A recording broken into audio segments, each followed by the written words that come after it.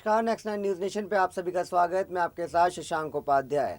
तो एक तरफ तालिबान लगातार अंतर्राष्ट्रीय स्तर पर अपनी इमेज सुधारने में लगा हुआ है, लेकिन उसकी हरकतें जो हैं उसके अनुसार कोई भी देश अब उसके साथ देने को तैयार नहीं है।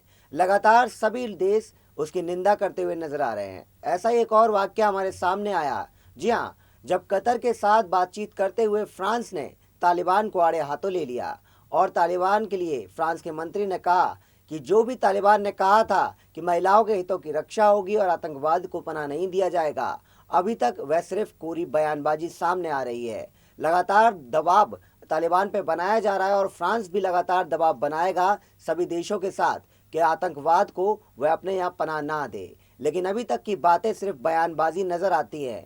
ऐसे में फ्रांस भी एक तरह से तालिबान के खिलाफ नजर आया है। चलिए आपको पूरी रिपोर्ट बताते हैं और बताते हैं कि फ्रांस के मंत्री ने और क्या कुछ कहा तालिबान के बारे में। अमेरिका के बाद अब फ्रांस ने भी अफगानिस्तान में तालिबान की सरकार को आईना दिखा दिया है।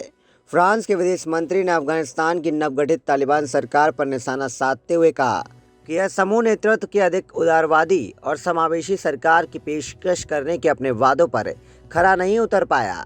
सोमवार को दोहा दौरे पर उन्होंने अपनी कतरी समकक्ष के साथ बोलते हुए फ्रांस के विदेश मंत्री जीन येवेस ले ड्रियन ने कहा कि काबुल में अब तक हमने तालिबान की जो प्रतिक्रिया देखी है वह उम्मीदों के अनुरूप नहीं रही है। फ्रांस के विदेश मंत्री ने यह भी कहा कि उनका मुल्क और बाकी अंतर्राष्ट्रीय समुदाय तालिबान पर आतंकवादियों को शरण नहीं देने के लिए दबाव डालना जारी रखेंगे।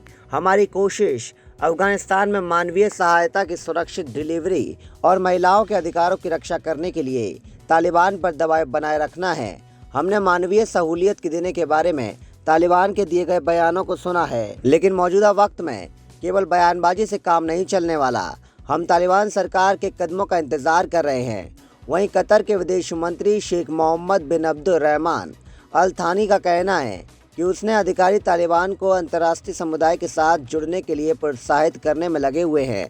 समाचार एजेंसी एपी की रिपोर्ट के मुताबिक भी फ्रांस और कतर के विदेश मंत्रियों का यह बयान ऐसे वक्त पर सामने आया, ऐसे वक्त में जब अफगानिस्तान बड़े आर्थिक संकट से गुजर रहा है। यही नहीं, तालिबान की नई सरकार भी अंतर्राष्ट्रीय स्तर पर समर्थन जुटाने की जद्दोजहद कर रही है। कतर ने अफगानिस्तान में अपना उच्च स्तरीय प्रतिनिधिमंडल भी भेजा है। उल्लेखनीय है कि हाल ही में अमेरिका ने भी कहा था कि वह अफगानिस्तान में तालिबान सरकार को मान्यता देने में किसी तरह की जल्दबाजी नहीं करेगा। यही नहीं, रूस ने तो तालिबान सरकार के शपथ ग्रहण में भी जाने से इनकार कर दिया था। बाद में तालिबान को यह समारोह टालना पड़ा। बता दें कि रूस में तालिबान का एक प्रतिनिधि आतंकी संगठन है। यही नहीं, नाटो ने उन वजहों की पड़ताल करने का फैसला किया ताकि पता लगाया जा सके कि इतनी जल्दी तालिबान ने अफगानिस्तान की सत्ता पर कब्जा कैसे कर लिया।